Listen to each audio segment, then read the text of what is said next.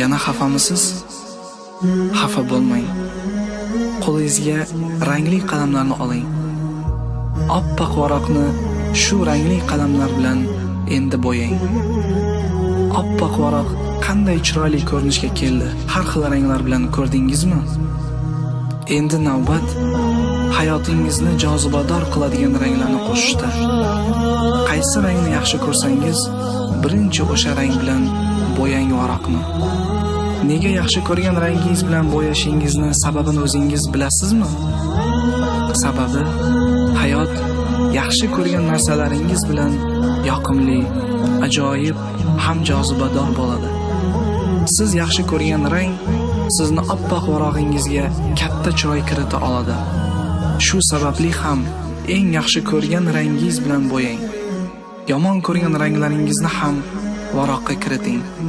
Ular sabab ba'zan yaxshi, ba'zan yomon baho olasiz. Bir yomonlik ketidan yaxshilik kelgani kabi, bir xafagarchilikning ortidan ham xursandchilik albatta keladi. Siz xafa bo'lmang. Doim kulib yuring, chunki kulish sizga yarashadi.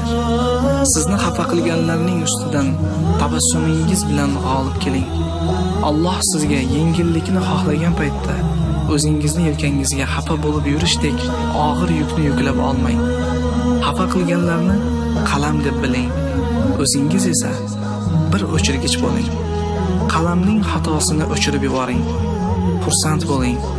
Xafa bo'lmang.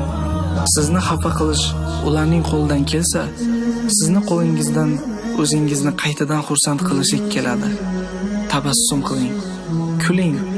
Osmondagi yulduzlarni, daraxtdan to'kilgan barglarni sanog'ini bilgan Robbingiz sizning ko'z yoshlaringizni ham sanog'ini biladi. Endi hech ham xafa bo'lmang. Tabassum qiling. Tabassum qiling. Tabassum.